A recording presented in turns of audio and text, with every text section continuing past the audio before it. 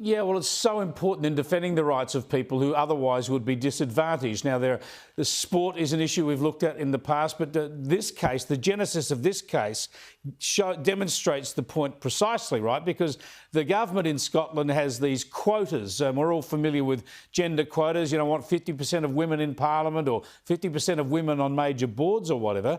And they were looking to count trans women in the women's quota. In other words, biological men who, because they identify as women, were helping to make up these quotas. So quite clearly in a case like that, you're undermining the rights of women. You're taking away their chance to fill those quotas by people who identify only as women. So it's very important that the consequences of this in so many spheres, isn't it?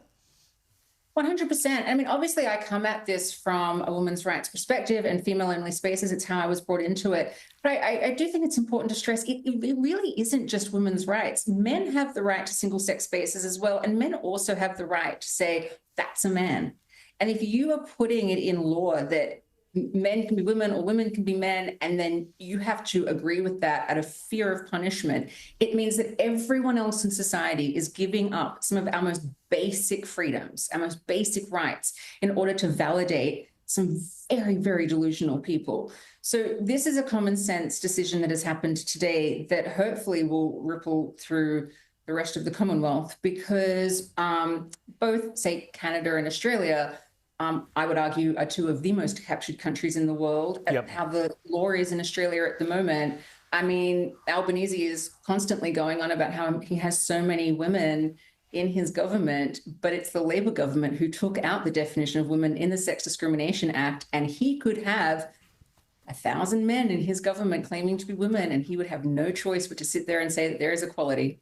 That's how stupid it actually is. Now, just briefly, you're campaigning against gender-neutral toilets in public schools in this country as well. Is that for the same sorts of reasons? 100%. I mean, single-sex spaces, especially for toilets and change rooms and things like that, actually exist for a reason. It wasn't just for fun or for any kind of validation. It actually is about safety, privacy, and dignity. In other parts of the world, especially in the developing world, where they want to get girls into education, they are building more female-only facilities to ensure that happens, because the data is in. Women need female-only spaces for safety. And boys need it for dignity as well. Men and women, boys and girls are different. We need things for different reasons.